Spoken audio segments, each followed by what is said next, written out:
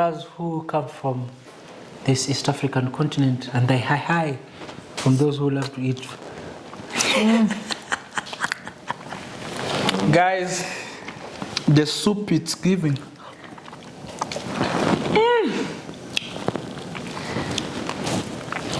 And if the trainer says yes, Who made this soup? Who made this soup? Bless. huh? Who made this soup? Bless. I was telling someone that my grandfather and grandmother came inside me and cooked this food. Woo.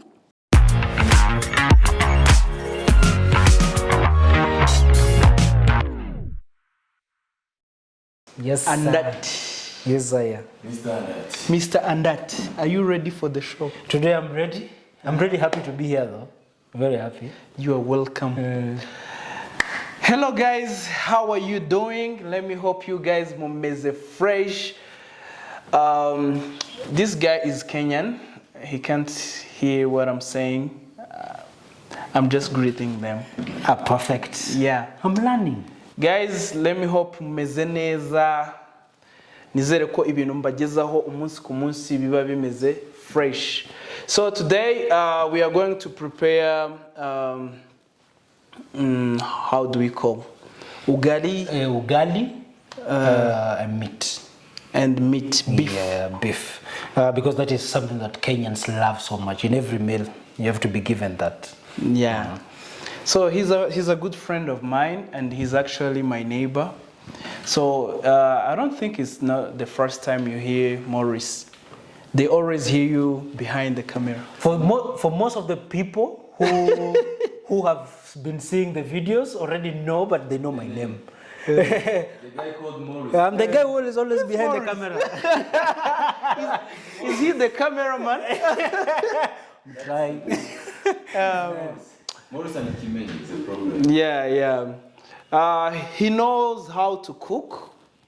Yeah, he's the best. We want to test his recipe. And Morris, you're welcome, and the floor is yours. So I'll be just your maid. You just tell me what to do. Yeah. The guy said it is going to be my maid. I've never dreamt in my life. Trevor is saying that it's going to be my maid. Where is your clothing? I want to wash your clothing. But I think today we are going just to make a very simple meal that every Kenyan, every house and every household. Simple ugali, and then just simple beef. Fry with a little bit of stew and a little bit of me playing with also a little bit of ingredients. So you're going to make it spicy? Definitely.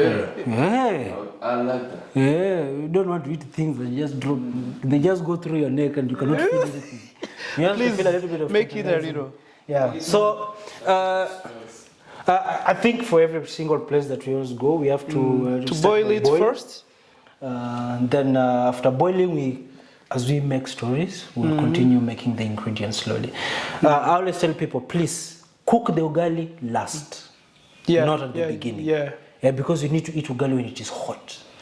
Okay. So that when you eat with those particular spices, you feel it very well. So I think the dish is small.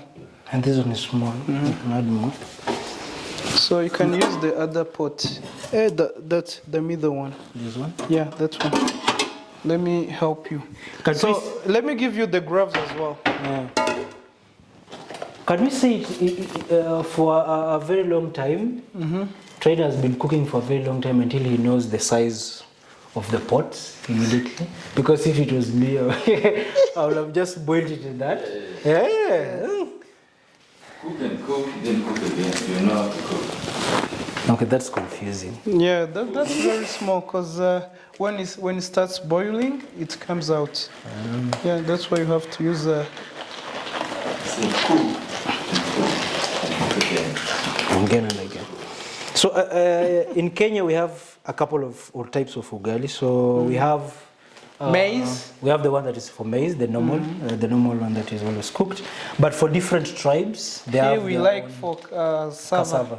So in Kenya, where we cook mostly cassava, is in the western part of Kenya. So you will need the cutting board as well. Yeah, and everything. Yeah. So that we can start preparing for. I always want to know something. What was your inspiration to start? This podcast. Yeah. What was the inspiration? This vlog. Yeah. I like to cook and I like to eat. So everything I do, I just create it through content. Yeah, so Additional help. This is a hobby. And this is it's a hobby it's a actually. hobby, Yeah, it's a ah. hobby. So it's actually my daily routine. I don't have a housemaid. I just do it everything by myself. You know. So everything I do, I just like to share my audience, so that they can learn through it. You guys will never get a really good cook of a man like this guy. In Kenya, they will have called him the husband, the good husband. You know, these days they don't want to cook. Why are you like? They are so attractive. There is a quote unquote out of it because you have your cook well. It's quote. It's a quote. Very necessary. So, Onions, tomatoes. I don't know if there's coriander, but we can start with the onions and tomatoes. Okay. So, this cutting, you need this cutting? Yeah. You know, every single time you always say that, I remember when it started, the cutting. It was actually my first time. Cutting. Cutting. And until now, I think it is. You're the one who brought cutting in this compound.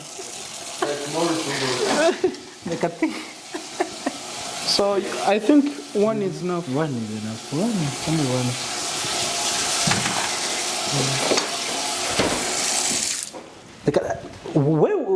What were we shooting that particular day when the cutting came? The shooting. I'm trying to remember. One thing I can tell you. Yeah. Someone was. Somebody's son was high. There was a time whiskey was. The whiskey was playing its game well. So Morris, what do you do for living? For me, I have an organization and I also have a company. The organization is called Smart Talk Cafe. So whatever it focuses on is on sustainable development. So the SDGs, so the different goals that have been developed by the United Nations. So we do community engagement. So we train community members, specifically the youth, in terms of economic skills. How can they engage into policy development? Then also identify which are the specific organizations that already have working businesses that are aligned towards SDGs. Then we train them and support them in one way or another, either supporting the projects or businesses in terms of funding. So that is the first thing that we do, that I do. Then I have a company, very young, still young. I'm still at learning stage. I'm still making a lot of mistakes. That's one for the bamboo? Yeah. So, and the company is called Agro Bamboo. So whatever it does, its focus is on engaging farmers on issues to do with climate change, but now under the bamboo value chain. So planting, so for farmers, large scale and small scale. So are you planning to build it from the scratch? Yeah. Or you just bring the finished product? No. We have already the products because we already have the organization, the company running in Kenya. So we are the organization. So you are running how you can now start from zero. replicate the same thing that we did in Kenya. We replicate it here in Rwanda. Here in Rwanda because Rwanda can produce a lot of bamboo. A blessed land. Rwanda. Yeah, very blessed land. Nice bamboo, especially for construction. For construction, for those who want to do construction, and also for furniture. Something quite important. Really nice. But I think it's running in smooth way. It is running in Smooth way. in small scale. No, like it's running in smooth way. Yeah. I think it's because for Kenya, it was something that was introduced a little bit earlier, though it is not as Ethiopian. Okay. Yeah. So in Kenya, it is being introduced, but if you look at the levels in terms of production of products, earrings, necklaces, for Kenya, it is a little bit. When you were explaining, you mentioned something white and black. What was it? When you were explaining the business right there, you said for white and black. Was white and black, the farmers were white, black was white? What was it? I don't remember saying white and black for the For business. white, we said for white and for black. What do you say? I don't remember. Am I tricky? Maybe. But I think for the business, I said for farmers, because he asked if we are going to start from scratch here. I said in Kenya we're okay because we've already started, so we'll have the products come. But now here we want to start with farmers from fresh. So Yeah. they plant the bamboo. For those that already have the bamboo in their communities, we train them on how they can make different products. Yeah, so that's what we do. And also something that I also want to run in the training. Okay. I'm still at sketchy stages. Okay. Maybe I think alongside that, something that I will wish to know is when it comes to the business environment of Rwanda. But for me, my first time when I saw you, I was thinking you work for UN. Yeah. So, but at a, what do you call it, a contract level. Okay. So I work for UNODC and WHO. For UNODC, it's because of the programs that we run under the Smart Talk Cafe on organized crime. Okay. So we consult. I consult with them every. You are a lawyer on the other side. Yeah. Something like something like a diplomat. Because we deal on issues to do with the policy and the integration of the different protocols that they develop into different countries. So we train the country members. That's good. This guy is very genius. I'm trying in life. I'm trying. Ask me that question. How you guys have you? You must be big-minded. How do you guys survive? Huh? On alcohol and other things. But So you leave the thing inside? Yeah. This one? This one. Okay. For us, we leave them. It's my first time. For us, we do. So how do you guys survive? Okay. How are you feeling actually? I'm good. You good? Yeah. Too much. They think too much. Is it bad though? Is it bad? No. But for me, Because we need you. I won't lie, but sometimes I feel it becomes a little bit bad, I think negative for us, because of our social integration. Because how we socially integrate with different people is quite different. Remember, for a period of time, you were asking me, why do you like staying in the house for long? For me, it's normal, but you know that one for social interaction is a little bit different. Not like you guys. Yeah. Even how you live is very different from us, because you always inside meeting everything. Yeah. I think I won't lie. There's always an aspect of if you do not go through that stimuli of there is always different challenges and also there's work. If we do not do that, then we get into drugs. Yeah. Drink a lot, then because the social interaction is not really good. So because for the only way I can interact with other people, maybe I get a little bit tipsy. Then now it's easier now. That brings out aspect of true. So that's why you find me. MORRİS. I'm trying so hard. Do you have something like a small bowl where we can put this? Okay.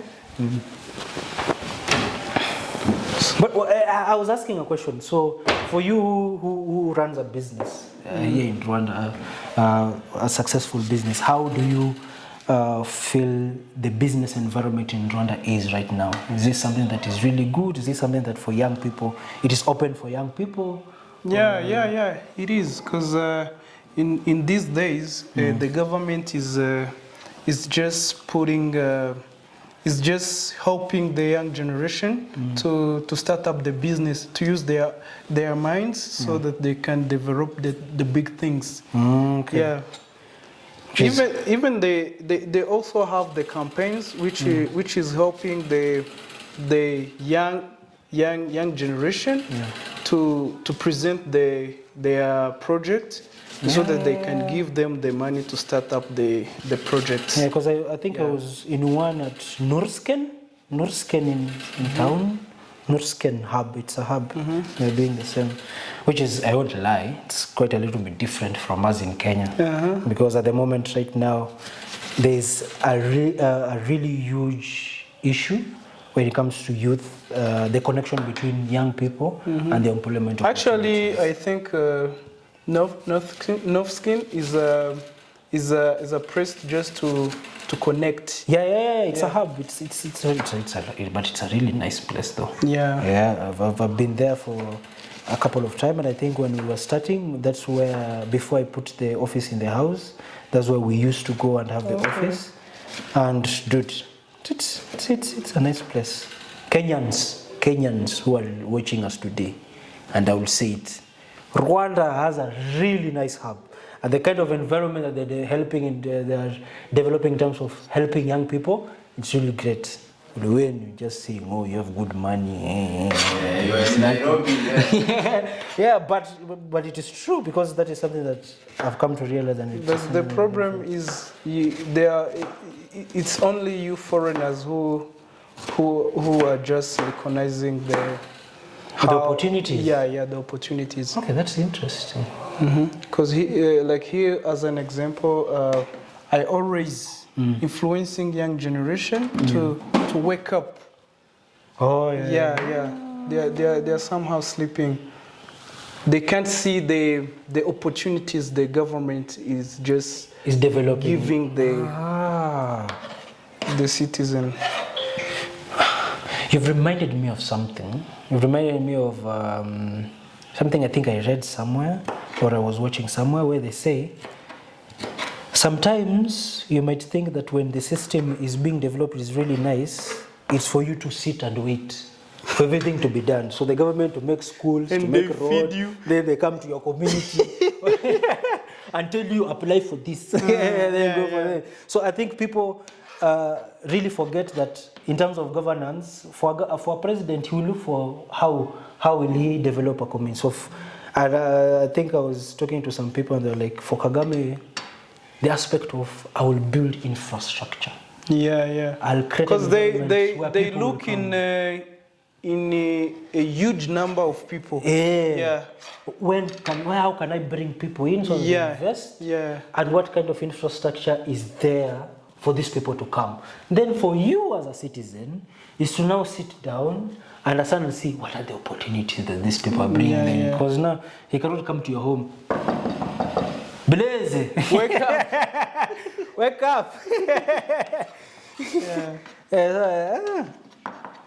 It's quite interesting. Do you think that is going to end? Do you think that young people are going to wake up? Yeah, sure. They have to. Is it something that is happening? I know for the arts industry. You can be late, but you have to wake up. Yeah, they have to be aware.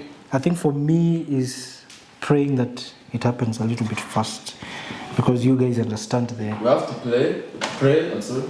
No. I'm saying I hope that for you guys, things are going to be done fast. So I give you something to drink? Yeah. It's going to be done a little bit faster. Juice or Sprite? Juice. There is someone who punished me with words when it comes to sugar. When it comes to sugar. Good advice. Yeah. And I'm learning now. Do you remember someone? I add ice? Yeah. Trina, do you remember someone who said Ifana here? Yeah. Ifana? Yeah. Fanayera. White Fanta. Yeah. Oh, Sprite. Yeah. There's a friend of ours from Burundi. She was here, then she said Ifana here. White Fanta. Yeah, instead of saying Sprite, In their country they call it fanayera. Fanayera is in Kiburundi. She was trying to say So Morris, Yeah. where did you run to cook? Funny story. Home, my mom. So our family is a little bit different when we grew up. Everyone in our family, the children, by the time you are reaching, this is at primary school at standard 7. How old is that? Standard 7, how old is that? You are 10? 7 to 1 p.m. No, class 7 in school. So in our culture or at our home, when you reach that class in terms of primary school, you start learning how to cook. So our mother from school. Yeah, so when you come back in the evening, she used to have a duty roster. So the duty roster is like, today Morris is cooking. Tomorrow maybe my sister is cooking. Okay, it's like a timetable. Yeah, the timetable. So through that, that's how we started to learn. So the first a couple of days, she does it as you see. So she cooks as you see. She cooks as you see. Then after I think a week or so, she was like, now you can cook. Today you're the one who's cooking ugali. So I've taught you how to cook. Then do it. That's how I started learning to cook. Okay. Yeah. Then there is one thing that we were always told at our home is, if there is something that you need to know as any child of any African, is you need to know how to clean your house and to cook the food that you put in your stomach. So that no one should come and start saying, oh, Even what you wear. when I came to you and I'm only one cooking or so, you tell them, no, I already know how to cook, my friend. So that was also a lesson that I was taught. Okay, here's your address, huh? Yeah. So you're the ones who were cooking. Not always. Sometimes my sister. Also there is, Yeah. is it like ours where there is a duty when today, this, because for us it was like duty, like if Monday it is Morris who's cooking, my friend, even if you become sick, they'll look for a way. No. We've been separating into teams. This team will wash the dishes, but the youngest, they used to clean the house and dishes. The old just cooking. Is it funny that for us as Africans, doing household chores or work in the house is really normal for us, but other people in the world right now are fighting on who is going to wash the house, or if I'm washing the house or cleaning the house, you have to pay me for 1 or 2 or 3 things. And for us, it is a normal thing. Like for cooking, washing utensils, cleaning the house, it's a normal thing. You for mean us. in Africa? Yeah. No. It's not a common thing. No. Not everywhere. No. I do understand, because for I think us, when we grew up, like abroad, outside of Africa, so you do it by yourself. When it's in Africa, we have rebels just to do so. which is difficult. Because for us, our family, I think my dad never ever allowed to have a maid, though my mom used to bring a maid. But things like cooking, for example, when he is around, we are the ones who have to cook. When it comes to cleaning and everything, we were integrated with the family. Yeah, but in long time ago, that was the situation. No, but now it's changing But because now of the it's world. changing, Yeah. Because every child has his maid. You get any child Interesting. has his maid. You don't have the information. Now I know even at home right But now, my before- sisters have maids for like everything. But I think for me, But I'm talking about before, the generation. Since we were born, Like the generation, like for me, moving. your behind. elder sister been looking for you, your Yeah. mother, you get. There is no maid just for you. It was a communal specific thing. Yeah. looking for you, you get.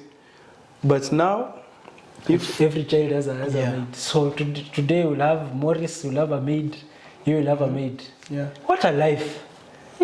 Even some people they also have like 3 maids when they are 3 in the house. I Like think- they have the gatekeeper, they have the someone to clean and wash. That's normal, yeah. And yeah, and the other one for cooking. And when they are three. When they're all of them three. Because I know even us at our home, it is normally like that, but I think for us right now it is more of corporate. Because for you to get someone, a helper in the house, you're mostly in Nairobi, it's like you're employing someone, they recruit, then they bring them to you. So it's like they've already created, like it's like a cooperative kind of system. So like when I was young, I remember cousins, or my mom used to go and to talk to one of the aunts. Oh, look for me, a very good young lady who has good behavior and loves the church, to come and work. But I think for us, I don't know for here, but for us in Kenya, I think it is a little bit changing. It's not helping. Yeah, so you are Catholic. My mom and dad were Catholic, so it's funny. So mom was fully Catholic, dad was Catholic but changed and got into Church of Kenya. It's like more of a traditional kind of church. Then he just went into tradition, but my mom until now focused on Catholic Church today. Baptized, but I do not know what happened. When you were a baby? On the road. No. I think when I was in standard 7, I think I was 13 years. That's when I was baptized. So what about now? That's what I was saying. I don't know what happened. On the road towards life, life slaps you this way, and I was like, now you don't have don't know where to go. I don't understand. This person in front of me is telling me, hey, if I just pray, things are going to work out. It's not working out. But still very religious, very, very religious. Pray and all that. Because I won't lie, I do not know if it's not for God where I will have been by now. But just the doctrine of church and the structures and all that, the politics that is in church is what I do not like. Yeah. It's too much politics. Even nowadays it's like a business. Yeah. So it is a business. In Kenya, it is a business. They have certificates. They have certificate of registration. So when it moves, and they also pay the revenue. Yeah. And for me, let's say when faith and religion that keeps people in faith moves from something of building the strength of people to move from the environment that they are to be better. If it moves from that into now it is business, for you to get a blessing, you need to touch something, or you need to buy a specific oil, or you need to do I don't know what. Then when you see the system is the poor are becoming more and more poor, and there's one particular person who you can just see definitely they're benefiting. If it moves into that and all the politics and the wars today, I don't know. For me, I'm like, I think we forgot about the message. We are so stuck on the messenger. Brothers, still not there, brothers. How's business, by the way? Indeed, we are in 2023. So many countries are complaining right now about the inflation and taxes. In Kenya, let's not even talk about it. Why? It is becoming a drama and movie. Every single day there is always a story. Oh, this money was stolen. And taxes are lack of money. Yeah, and taxes are always increasing every week. And I have friends who are running businesses, and they're like, it is becoming tough. But I think it's because of development of infrastructures. Yeah, the building loads, buildings. And I think not now in Kenya, because I always say this. I think one of the biggest problems for me, I understand, I know for different people, we'll have different theories, but for me, maybe my theory is there is a lack of understanding on how to collect revenue for governments, like for example Kenya, because they're so comfortable on the systems that they got, they do not want to increase or think beyond that. For example, Kenya is a country that has minerals, it has crops, it has everything, but it doesn't have It's really also well big. established companies. Yeah, yeah. And these are avenues where government can have these companies, they can process these particular materials, they can collect tax this company, they will employ people in this particular company. These people will employ other through different value I think chains. it's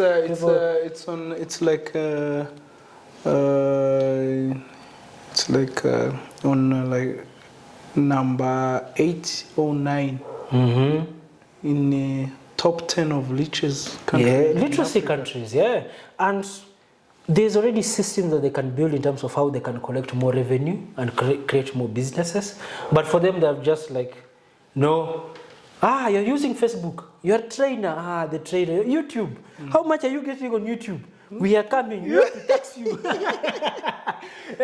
No, with that, if you are there, you get discouraged. And they could have used other kinds of systems. I do not know of here, but They want to involve in everything, which is running. hey, you sneeze, tax for polluting the air. You do Why are you breathing? You have and I don't know, because for in Kenya, I know for businesses are hurting. I don't know for you guys, especially for you, a business is already running. How is it? It's actually it's similar. No, it is a little bit similar. It's a little bit similar because if you earn money, you have also to contribute to, I mean, the taxes, the revenue. So the huge problem is now these people who bring stuff from abroad. Yeah. So. But you guys don't have something that I think Kenya, for a point in time in Kenya, we banned mtumba. You know mtumba, the clothes that used to come from US or Europe. Used clothes. Okay. Here I've not seen them. I think you guys banned. They banned. A funny thing, let me tell you. In Kenya, we used to have mtumba, and Kenya used to produce the best jeans in the world. The company is still running until now. We have a textile company in the country. Do you still bring those Mari Mutumba? They still bring. There's a president that Kenyans love so much. It's called Kibaki. Used to be before Uhuru. Uhuru Kenyatta. Before Uhuru Kenyatta. So Kibaki saw him. He had already learned that system because he was an economist. So he abolished Mutumba, and then he said, please, citizens, buy from these companies because they're already here in the country and they're making really good clothes, even jeans and all that. So they increased the taxes Mutumba. Just to import. Kenyans love Mutumba. I do not understand. Okay. It is engraved. They refuse. They still look for a way how they can get how they can get back. I think here they does, but the revenue they increase the taxes just to import those. Because for me here, I think most of the clothes that I've seen are. But they did so just to increase the factories for the fabrics. We have factories and fabrics in Rwanda. Yeah, we have. Oh, nice. Texirwa. I don't know if you have heard about them. No, I haven't heard. They make cotton. Oh, but I know Rwanda produces cotton.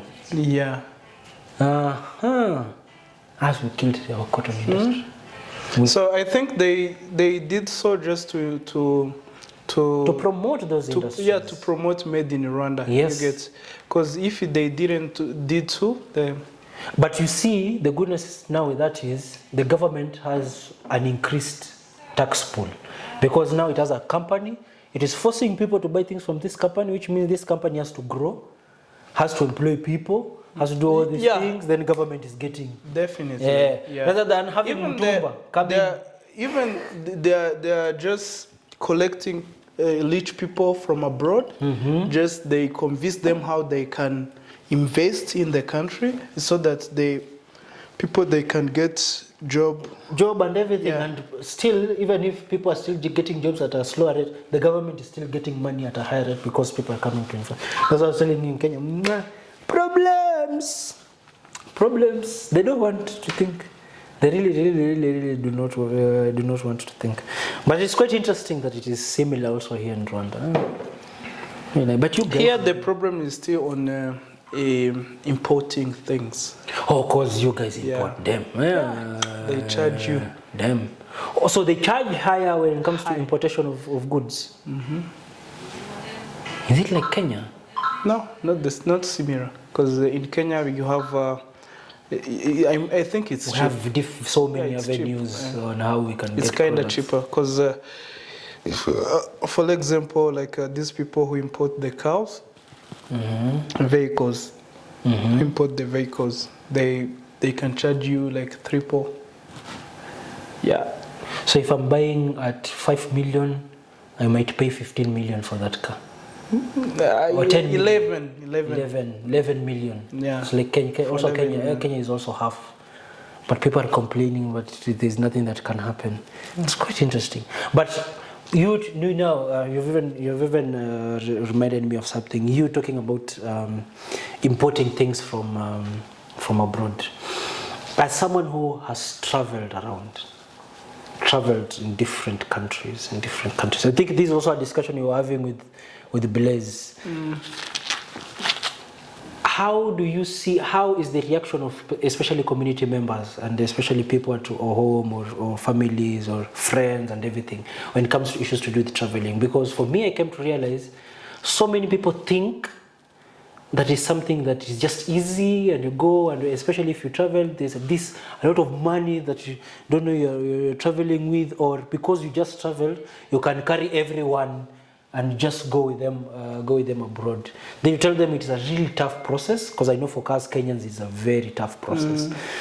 Maybe for you and for you in Rwanda, what is the perspective of people when it comes to traveling abroad, businesses that are coming from abroad? I think here it's still so difficult just to make people understand, like traveling, it's like traveling. You can travel and then you get back. Because here in Rwanda, people still thinking when they travel, they don't come back. So if they go, think, you can go and disappear. They think their future belongs to other countries, rich countries. There is also this mindset where we are telling people, hey, traveling abroad is not something easy that you think is just easy, or if because you see me travel abroad or I live abroad, I have money to throw around. No. Yeah, you see? And it's something that is just easy, or you can do it immediately. So I think that is something, a mindset that has come. But I was telling Blaise, you can travel like for aim of gaining skills, like looking for money, just for the capital, for School. anything. Study. Just to travel, just to visit, to see a friend. There's someone who told me, I traveled to see a friend, and now my family members are asking for loans. He has been added into WhatsApp groups of what do you call, of fundraising money. No. And he said, it was even my first time. I was just invited to travel. I did not understand why. It's like taking a loan from the bank just to celebrate a birthday party. And then the next day you're thinking, how am I going to how am I going to sort this out? The bank is calling you, hi, how are you? What was that? I won't lie to you, when I was in university, I ever did such kind of a thing. Sure. I took money from the bank. I took the money from the bank so that I can go and buy some things for the school, and also add some money for the school fees. Really noble idea for the school fees. Even told my dad, going for when the school fees is already paid. So may I go, I talk to the bank, they're like, you're a student, you have your student ID, okay, thank you. I'm going to give you the loan. So they gave me the money. 2 weeks. Party after party. Nothing, my friend, no shilling, no nothing. I had not paid school fees, I had not even bought the things that I wanted to buy. It took me, I think, 3 years to finish paying that particular loan. So I understand. You go, you take money from the bank, then you say, I don't know, but money speaks to us differently. How did you make it? To make the money, or how? I meant to pay the bank back. Oh, when I got into that particular problem and the bank started calling, in my second year, I went to a training on sustainable development goals. That's how I got into sustainable development goals and economic development. So when I met the trainer of that particular place, and they said the goodness. How, I mean the duration. Oh, so they you were to borrow the loan, then they gave me a 3-month grace period. We did not pay. Then from the 3 months, you have to pay. I was to pay how many? I was to pay. I think it was 80,000 per month until the money ends. Well, so I went, met the guy, and I told the guy, the goodness, they said, we are doing training, we were employing people. I went directly to that person in the training and told them, you don't know me, I don't know you. But whatever I know is this. On Monday, I'll be here. You have to pay back. I'll be here, and I'll start working here. So, sir, I do not want to explain so much about what has happened in my life, but I want to work here. And I also love whatever you're doing. That's how so I got into employment when I was in my second year. Sure. That's how I got employed. And I started working. My dad doesn't know this. Oh, Dad, sorry, man. He was wondering why I started. Did you keep up with the work? Yeah. So whatever I did is I reduced classes. Okay. So I changed classes from morning hours to evening hours. So for evening hours, if I was having classes, I think it was 4 classes in a week. So I reduced them to, I think, 2, because evening classes were only 2. Then I reduced just them. only to recover those party days. There is nothing bad like a bank calling you. And then they call you, the good first days, they're really nice. They're really good. They also have the hospitality. Hey, the first Good morning. Hi, how are you? How are you, Morris? Is your life good? 2 weeks later, my friend, I wanted. So I worked, then I started paying. So I started paying slowly.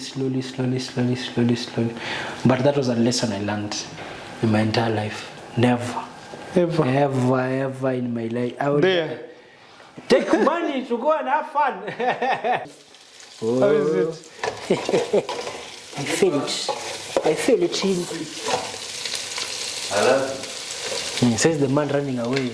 Combined with the meat that you are coloring. Yeah, it needs to turn a little bit brown.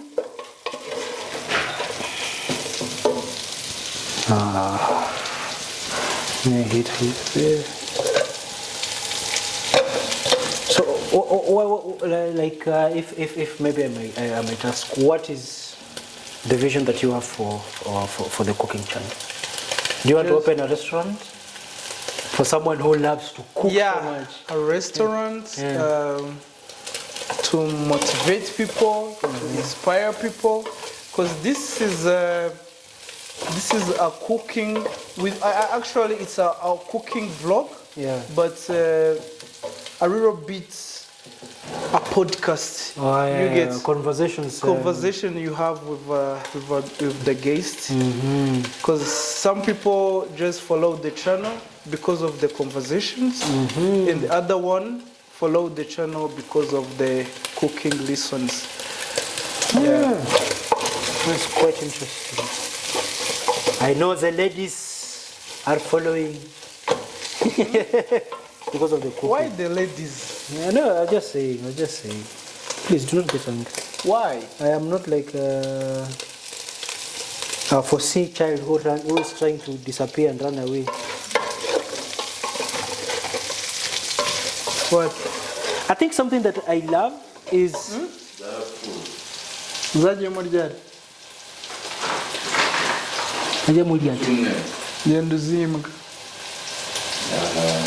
Eat. Be strong. Heat it. Go and put it in hot water. Heat it, my friend. You are eating something that is cold, and your stomach is starting. Your stomach is starting doing this. Woo. Woo. You will start listening glue glue. Then we start telling trainer, hey, you know, when we ran I was not feeling very well. No, it is that thing dancing. I'm going to try. But who brought it? Us. Me and Rex. Okay. Okay, there is something that I do not understand in my life is that Please don't dare. is, meat is ready for us to serve. So I'm just letting it heat. So it will look like that? Yeah. So that when you're making stew, most of the time, for me I use 3 things. So fresh milk or sour milk. So fresh milk or sour milk and a little bit of what do you call? Is it onion? No, not onion. Ndimu in I don't know ndimu in English. Lemon, yeah. This is because there's that sour taste that comes with milk, which plays a really huge role when we are having the dish. So right now I think we're done, and we're waiting for the water for us to prepare the what do you call? Nini? Ugali, because I have brothers here who are almost killing me.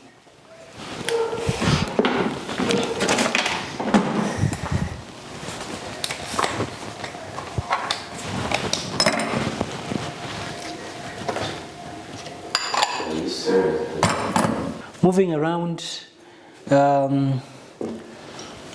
finishing this. I won't lie. This is the first time I've prepared. What do you call? Ugali. Not ugali. I've prepared ugali so many times. Cassava. Is this cassava? In Rwanda we call it like that. And the one for maize you call it kaunga. Yeah, kaunga. Ah. Or pate. Or pate. Yeah. I know pate. Pate means a mixture of something. So, me and my cassava ugali are ready. You know, this ugali is ready. So it's just to scoop it, then put it on a plate. Then we will be ready to. Oh, my father! Today I have cooked with gloves. Your first time in entire life. No. But I've cooked with gloves. If you see anywhere in life you're cooking with gloves, know that the Holy Spirit has touched you. Amen. Mm-hmm. Amen. So, you are the soup insider. Yeah. So.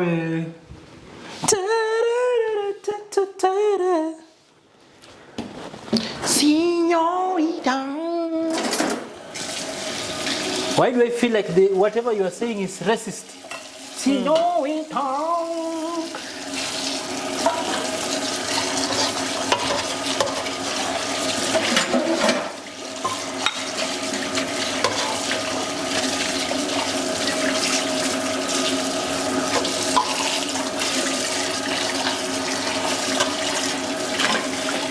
Hello guys, welcome to my YouTube channel. Your name is Morris. Hey, my name is Morris Andati, and today we'll be serving ugali with meta. Ugali with water, with the meta. And today I'm happy. I am joined by the trainer. Official. The preacher. Yes. The conductor. The vibrator. Hey, my friend. Yeah. The magnet. I put everything in one bowl. I thought we were using one bowl. Okay, let me put mine here. Come, take this. There is more here. I put everything in one bowl. Oh, Tereneta. The man. I'm sorry for. The conqueror. Yeah, the conqueror.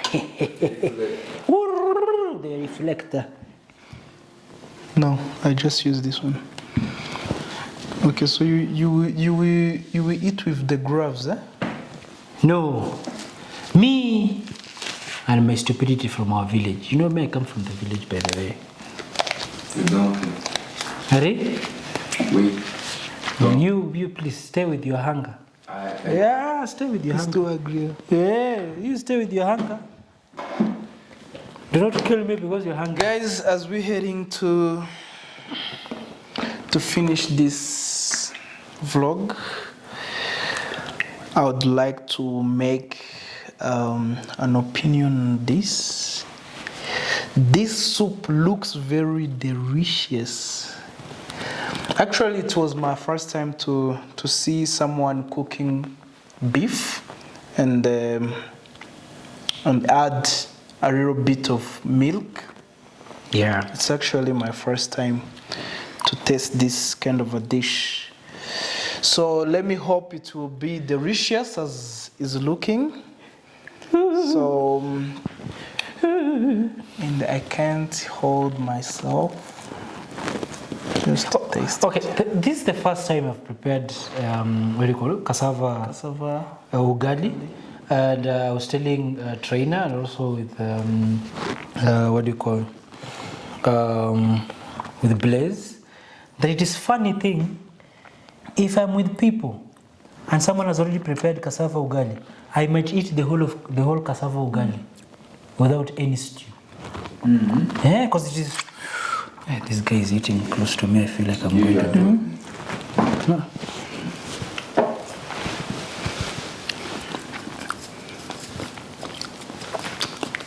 So I'm going to add.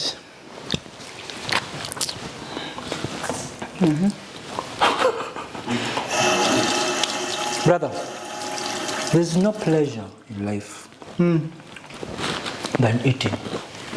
As you see the person who was talking shit to you, staring at you.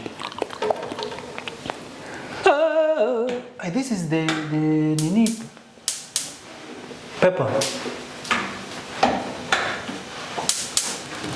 And that's how we died. What do you want here? Blaze. That's how we died. What do you want? Is this the hottest pepper?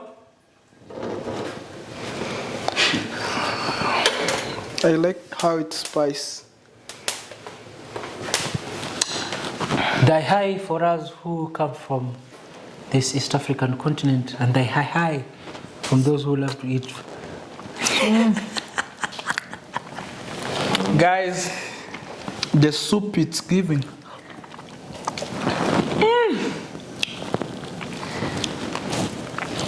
And if the trainer says yes, who made this soup? Who made this soup? Bless.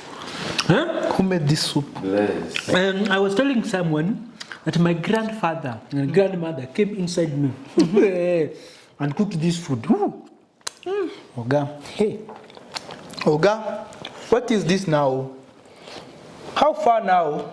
Everybody look here and say, you go there like it, or and I'm cutting a video.